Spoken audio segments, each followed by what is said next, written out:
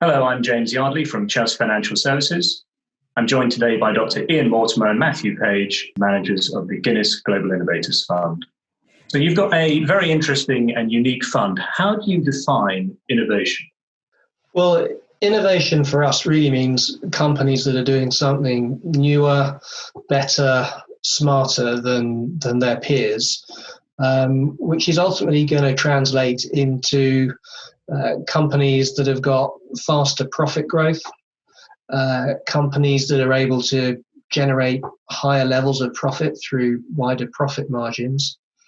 And it also often means that it's companies that are growing in such a way that they're less exposed to the broad economic cycle. So many of the themes that we look for are themes that are going to drive economic growth over the longer term, but they're somewhat independent of recessionary or growth factors that may be happening in the broader economy. And what that means is that potentially the growth of these underlying companies can be somewhat smoother and can continue to grow in difficult periods as well. And how do you pick themes which are going to be long-term winners and not just short-term fads? Yeah, it's a great question. And ultimately, when we're thinking about building our portfolio from the starting point of, as Matt just mentioned, sort of secular growth themes, we're not trying to pick the next big winner, if you like, before it's been established. Ultimately, we're looking for themes that and trends that are already somewhat established, and you can see that they have been working, if you like. But what we're trying to identify is then companies that are trends that are established, that we think have strong and large pathways to continue to grow. So by that, we're thinking about looking for large addressable markets. As Matt mentioned, we're looking for secular trends as opposed to trends that are purely based on economic growth or maybe a more cyclical in nature. And ultimately, we're not necessarily purely looking for highly disruptive areas. That is an interesting place to look, but we're also looking for things like payment processing or online payments. The growth of e-commerce, for example. This is well established, but we know the addressable market is already very large, and that the current incumbents can continue to grow into that by not just themselves doing better, but also having a strong ability to take market share that already exists. So by putting all of that into context, we aim to put ourselves in the right areas, as opposed to short-term fads, as you mentioned, that could maybe come and go dependent on small changes in maybe what's happening in the economy, or they reach saturation very quickly. I think these are two areas that we're ultimately trying to avoid. And can you tell us about some of the current themes in the portfolio and which are the companies which are benefiting? Yeah, so there are 9 core themes that we are looking at the moment. The first one would be advanced healthcare. So that includes companies in the biotech space or in the pharmaceutical space, but it also includes some companies in the medical devices area. So a company like Medtronic would be a good example. Secondly, we've got artificial intelligence and big data. And what you really need in order for that to be a growth area is you need a certain type of chip called a GPU, which is able to process and really drive all the algorithms that are behind all the artificial intelligence. And so a company like NVIDIA is a great way of getting exposure to that. Thirdly would be clean energy and sustainability. So a lot of investment clearly is going into this space now as we're trying to reduce carbon emissions. Part of that move is towards more efficiency in the electrical grid infrastructure and also electric car charging. So a company like Schneider Electric is a good way to get exposure there. Fourthly would be cloud computing. That's becoming a more and more prevalent part of how we engage with software. And Microsoft is one of the leading companies there with its Azure platform.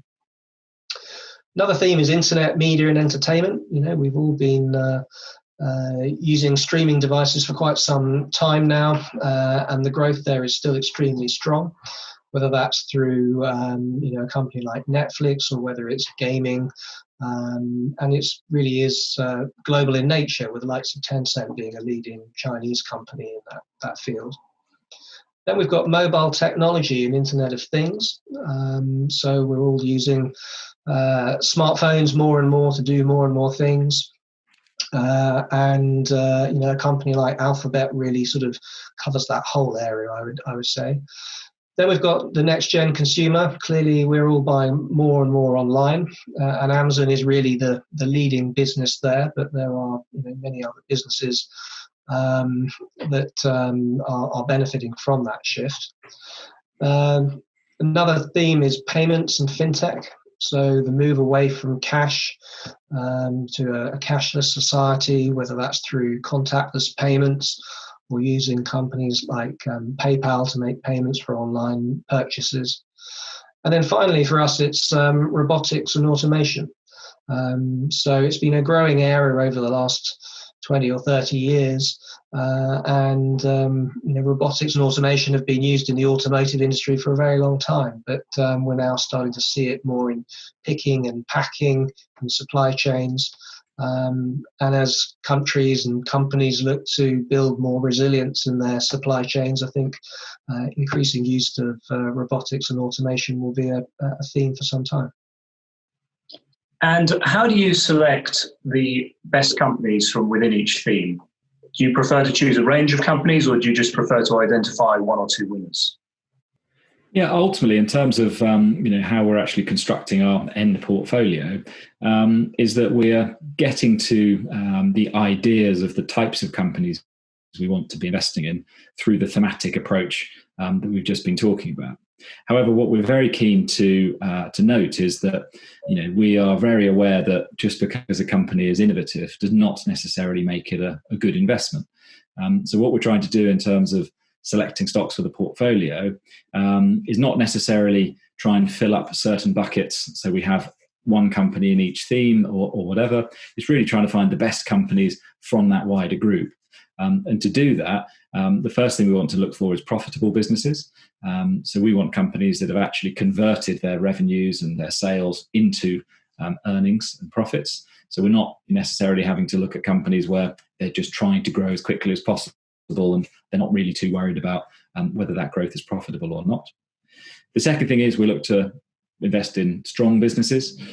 So we look at that in two ways. One is through companies that have good balance sheets. So companies that don't have a lot of external debt that can be problematic if the company gets into trouble. And we also like companies where they're generating a return on their investment that's higher essentially than the cost of that investment. So these companies are kind of creating value for the investments they are making. We also quite like asset-light business models. So that's sort of saying, a software business doesn't require lots of extra property or equipment to be able to grow the next sort of dollar of earnings, compared to, say, a car manufacturer that if you want to double your revenues, you'd have to double the amount of manufacturing space you might require. And that's important because these types of companies, which are asset light, can grow maybe more easily. They don't need a lot of external capital or again, extra equipment, for example. And then finally, we don't want to pay up too much for these businesses. So what we find is that one of the themes that, the problems with looking at themes that can occur is that people get extremely excited about that theme and they maybe lose sight of whether that theme is actually investable anymore. There's plenty of examples, whether it's biotech stocks getting extremely overvalued, whether it's 3D printing that everyone got extraordinarily excited about, but ultimately fizzled out because the addressable market was much, much smaller than the companies were getting priced to be able to kind of take. So one of the big things we're looking for is, are these companies reasonable value, and are we paying up too much for that expected growth or not? And if we can avoid that, then hopefully we will end up with good, solid businesses exposed to growth areas whereby we're buying them at reasonable prices. And we think that combination is a very powerful one if you're investing over the longer term. Ian and Matthew, thank you very much for joining us today. For more information on the Guinness Global Innovators Fund, please visit chelseafs.co.uk.